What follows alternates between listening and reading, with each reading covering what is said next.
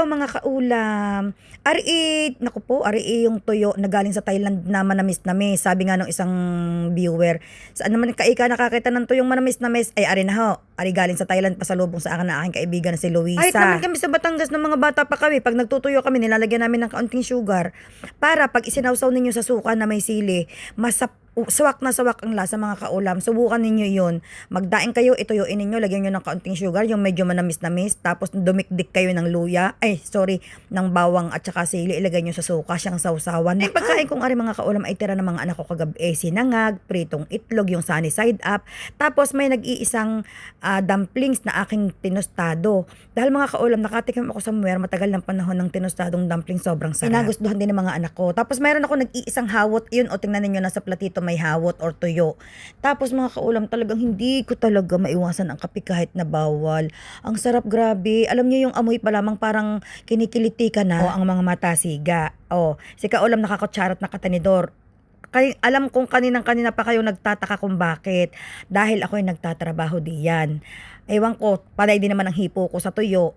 Ako'y nagtatrabaho, actually nariyan sa lamesa, isang tabi ko muna ang aking laptop. Ako'y nagutom, kako'y sandali, hindi pwede magtrabahong gutom at talagang hindi makaunawa. Wala talaga akong maisip kainin, sabi ko ano kayang kakainin ko, wala naman akong malulutot, puro frozen. Ngayon pumunta ako sa rep, ako'y nagbukas ng rep, meron palang natirang ang mga anak ko kagabi. Actually, sobrang dami niyan, sinangag na iyan, isang kawali.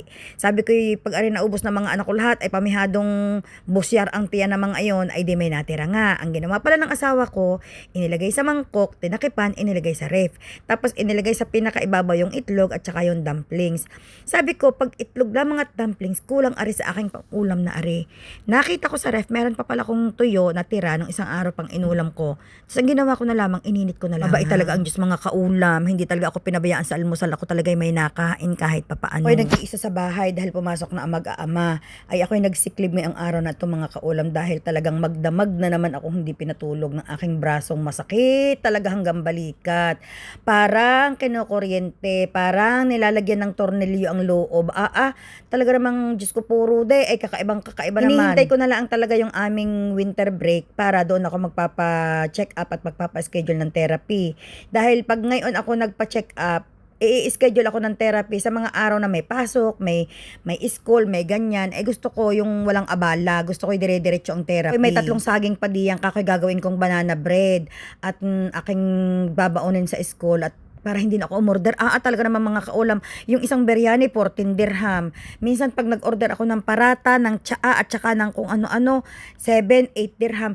Sabi ko, lulutuin ko muna yung saging gagawin kong banana bread at saka kong babaunin at nang hindi na ako gumasto sa school. Marami naman kaming harina din sa bahay na bigay sa amin. Aanhin ka yun, mabubukbuk lang iyon. Habang nakain diyan, medyo natutulala ng kaunti dahil iniisip ko kung ano ang sunod-sunod kong gagawin. Oo nga at masakit ang aking braso.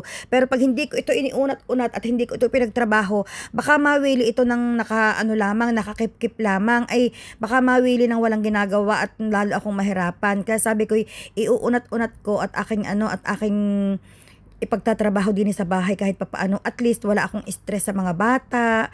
Parang binigyan ko muna mga kaulam ang aking sarili ng stress-free day para maano ko itong brasong ito. Mahigpit kasakit. Talaga naman. Nung isang araw, itong co-teacher ko yung nagbiro. Kami nagbibiro, ako na may si biro din, ako na may sumali din, ito'y siguro natuwa sa akin biro.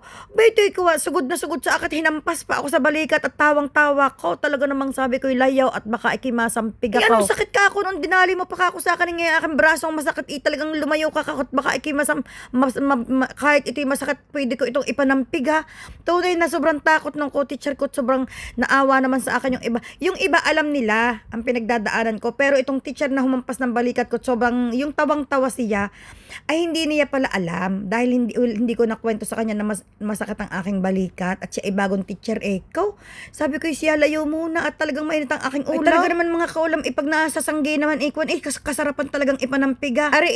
Medyo kahawig ng masakit na masakit ang iyong ngipin tapos laging huhuntahin gayon yung talagang iinit ang ulo.